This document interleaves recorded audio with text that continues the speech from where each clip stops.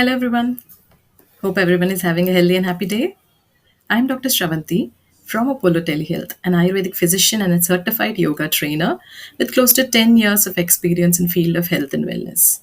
Today, I welcome you all on behalf of Apollo Telehealth to this Facebook Live, where I'll put forth some important aspects on relevance of yoga in COVID-19. Everyone must have come across this word yoga, right? What does it mean? Yoga is a discipline based on an extremely subtle science which focuses on bringing harmony between mind and body. It is an art and science of healthy living. Yoga leads to a perfect harmony between mind and body, human in nature, individual consciousness, and universal consciousness. If we talk about COVID, everyone knows about COVID. It is a respiratory tract infection. In common terms, influenza type of flu. Studies in yoga in managing flu symptoms during an influenza season have shown promising results. A recent randomized trial comparing meditation and exercise with waitlist control among adults aged 50 years and older found significant reductions in respiratory tract infection illnesses during cold season with mindful meditation. Yoga is also known to increase mucosal immunity by increasing salivary beta defensin 2 levels in elderly population. Yoga practices such as Kriya, Yogasana, and Pranayam have shown to reduce airway reactivity in elderly subjects with asthma and COPD. Thus, sufficient evidence exists to justify testing the hypothesis that training in yoga or meditation can reduce susceptibility to ARI illnesses. What we need to remember is that yet no pati as such, irrespective of it being yoga that has proven evidence or standardized measures to completely treat COVID 19. It is immunity and general well being that is saving many lives. In this context, yoga can be considered as a complementary measure to rest of the available lines of management in practice. So, yoga based lifestyle modules can be used for different sections of society in the present scenario with three major objectives. So, what are the three major objectives in which yoga can help us in treating COVID 19? The first is to improve general immunity among the population. The second is prehabilitation of vulnerable populations. Who are the vulnerable populations? Children, elderly, and those with comorbid conditions such as diabetes and hypertension. And to those patients in isolation, quarantine with or without smile symptoms. The third objective is to add on yoga based interventions and meditation practices in COVID 19 cases in isolation and hospitalization for psychological care.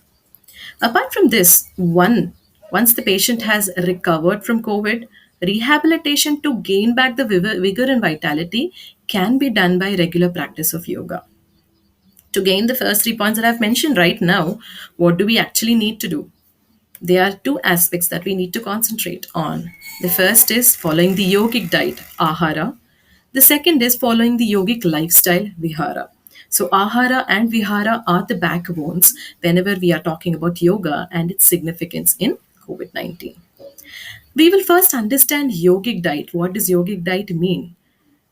So every one of us know that foods are of different varieties.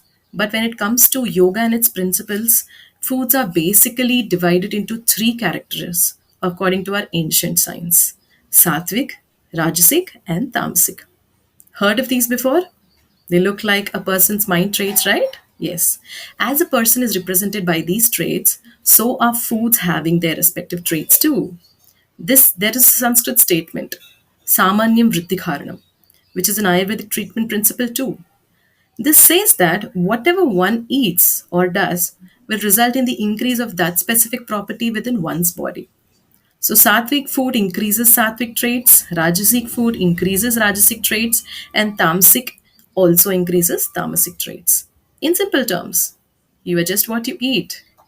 If you want to look like something, eat food that represents what you want to be. So, what is sattvic? Sattvic are pure foods that increase vitality, energy, vigor, health, and joy.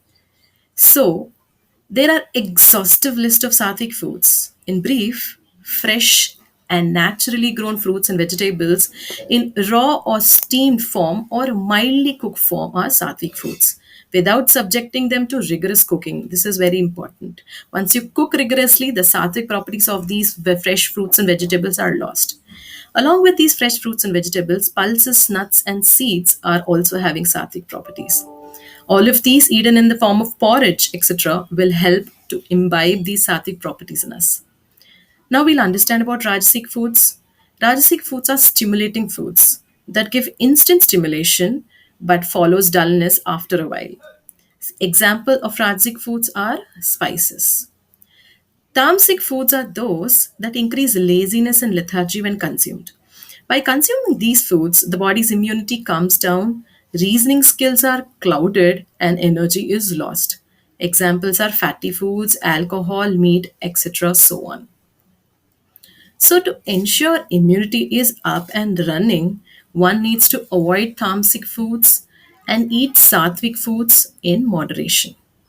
So, this is about the diet, what kind of diet we need to follow to ensure that the immunity is up and running so that we can combat COVID 19. Now, let's us talk about the yogic lifestyle. So, in yogic lifestyle, there are different kinds of regimens of yoga that are followed as per the common yoga protocol, namely 45 minutes yoga, 20 minutes yoga, or 10 minutes yoga. Based on your health status, a yoga expert will decide which one of it is to be followed by anyone. Apparently, a healthy individual can do a 45 minutes yoga for once a day. Regular practice of this on an empty stomach improves immune resilience. 20 and 10 minutes modules are recommended for children, adults, youths, and the elderly population to be repeated twice a day, morning and evening. This is because these kind of populations might not have that energy to execute the 45 minutes yoga at a stretch. So they can divide these yoga regimens into 20 and 10 minutes yoga split across morning and evening.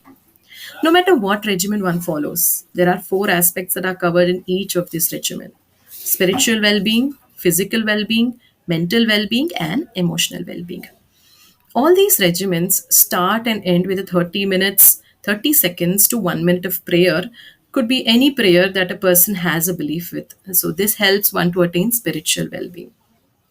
Prayer is followed by Sukshma Vyayama and Asanas that ensure physical well being. Sukshma Vyayama are simple loosening practices like neck bending, shoulder movements, trunk movements, joint movements, etc. This help to loosen the muscle stiffness, preparing the body for the postures or the asanas that they follow with.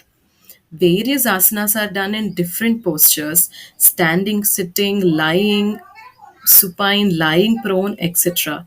These are to be performed only under the guidance, instructions, and supervision of a certified yoga trainer. Postures are done along with modulation in inspiration and expiration. These asanas help with well-being of all the body parts, organs, and rest of the body. These are done for 7 minutes to 30 minutes based on the regimen duration. I am not giving a detail of these asanas right now, but you can follow up with the other sessions that are going to be followed after this to know in detail about the asanas. Sukshma Vyayama and asanas are followed by pranayama and dhyana, breathing exercises and meditation. So, pranayama is breathing exercises, dhyana is meditation. This is done for close to 1 minute to 5 minutes, each for pranayama and each for dhyana separately. Though asanas are performed only under proper supervision, certain forms of simple pranayama and meditation can be done once practiced properly or through audios that guide through. It is said that even if one does not have time for all of this, at least 5 minutes of Anulom Vilom Pranayam and 5 minutes of meditation helps benefit mental and emotional well being. Since the body and the mind are interlinked, emotional and mental well being will take care of the physical well being too. So, this is about the yoga regimen, how it needs to be followed: prayer, followed by asanas and Sukshma Vyayama, followed by meditation and pranayama. I will explain this simple Anulom Vilom Pranayam that can be done by anyone at any point of time, which will help us to maintain our lung capacity and our lungs health along with our mental well being. So, how it is done, I'm going to illustrate it to you right now. So, first we need to close our eyes. After closing our eyes, we need to breathe in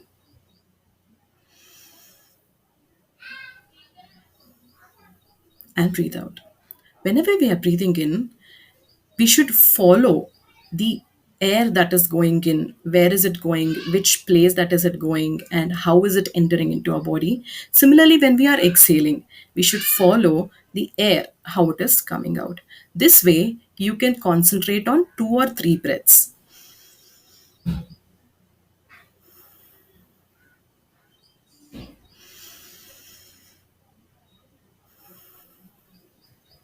Following this, we have to start the Anulom Vilom Kriya.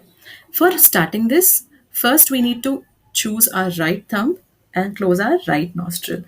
After closing the right nostril, we have to inhale through left nostril and then plug in our left nostril with the ring finger, exhale through right nostril. Again, inhale through right nostril, exhale through left nostril. Then inhale through left nostril and exhale through right nostril. I will just illustrate and show for your significance. Plugging the right nostril, inhaling through the left nostril, closing the left nostril,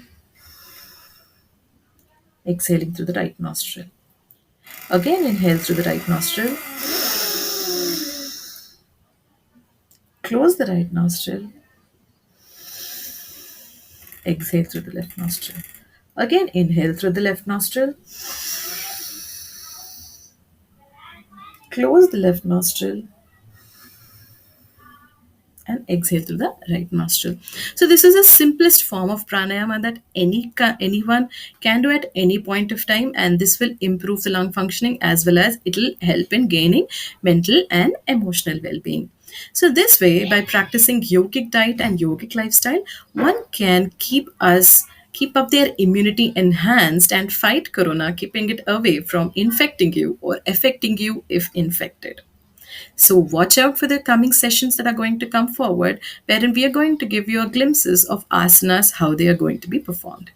Thank you so much. Have a nice day and have a healthy day from Apollo Telehealth.